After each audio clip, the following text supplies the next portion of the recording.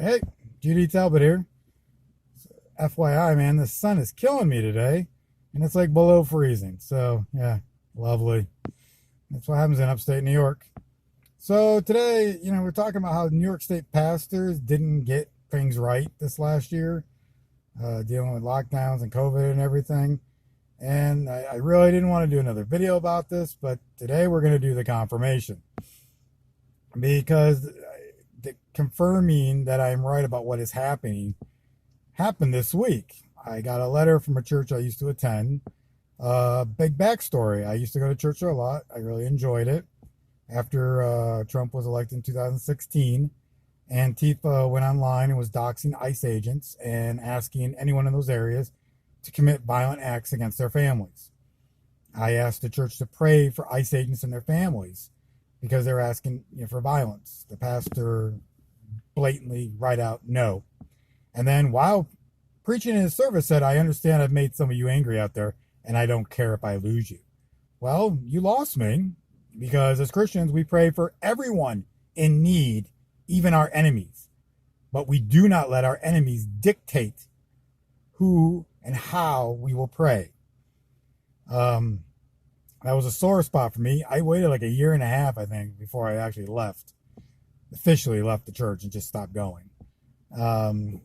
But they contacted me, including the pastor who actually said, I don't care if I lose you, reaching out to everyone on their email list. How can we come together? How can we make connections, blah, blah, blah.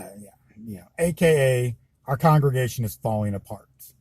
In past videos, I think I've discussed this before. At least half the congregation is Democrat and the other half is Republican, or at least half leans left politically and half leans right politically. And they're completely falling apart right now. And I told, I responded to him, and I didn't even go into great detail. I just put out, you, just like every other pastor in New York State, bent the knee to Cuomo. You didn't make a stand in our faith. You let them take away our freedom to peacefully assemble, our freedom of religion, and then you didn't even speak out when they shamed anyone who, opposed rioting. Hell, even peaceful protests. I know that's like our news networks don't even know what the words mean, but people who actually were peacefully protesting got more respect than people who wanted to go to church. So, yeah, and also, if you think one group is not going to get infected and spread a virus and another group is, I'm sorry, you're mentally unstable. There's something wrong with you. Viruses don't care about your political affiliations or what you're doing in a group. But anyhow, back to my point, is he's looking for a way to bring his congregation back together, and all churches are suffering right now. And as I said in other videos, there will be no great revival in New York State. Not until New York State pastors somehow make a stand in their faith. Still not doing that, so it's not coming. And I told him that straight out. I told him that, you didn't want to make a stand. You bent the knee to Cuomo, and you allowed it. You didn't make a stand when the hypocrisy came out that you have to support rioting and not support people gathering for church. You should have made a stand. Wouldn't be hard. I can tell you right now that all churches are hurting, probably except there's one small chain. I think it's 2 or 3 churches. They're doing probably about as well as they were before COVID. And their pastors came right out and said, we disagree. They still complied 100% with Cuomo, which really pissed people off. But they at least said, you do not have the right to take away freedom of religion, and you know it. They made some kind of stand. So people are starting to rally a little bit behind them, even though with the fear of COVID. These other churches did not. And his response was to email me back and blow smoke up my butt and say all these nice things and then tell me I'm wrong. So I emailed him back and put out exactly where, not just New York State pastors in general, but his church in general, where they are failing Christians.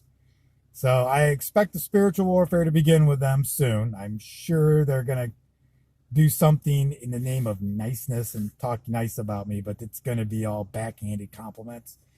So my wife still likes to go there. My kids still like to go there.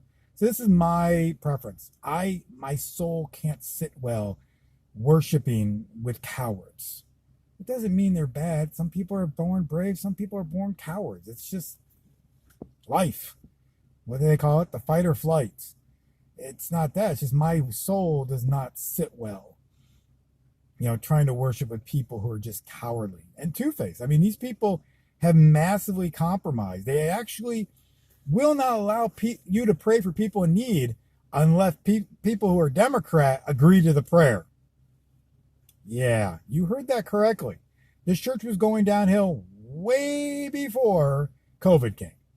And it's their own fault. If you're not willing to stand and fight in your faith, this is what happens. Your churches crumble. In fact, nationwide, churches, amazing enough to me, churches in California have made a stand, are doing extremely well. Like, new members even coming in. Why? Because Christians want to stand in their faith. And the saddest thing that happened was the realization that, or at least I had to admit to him, the realization that the more I distance myself from Christians who are complacent with sin in the name of filling seats, the more my faith grows. Have I had some problems over the last year with my faith? Yeah. Did I have a little bit of loss of faith? Yeah. Did I pray and work on that to become more faithful? Yes. I couldn't have done that worshiping with cowards. And this is extremely sad to me. And I said this in other videos. I want to go to church.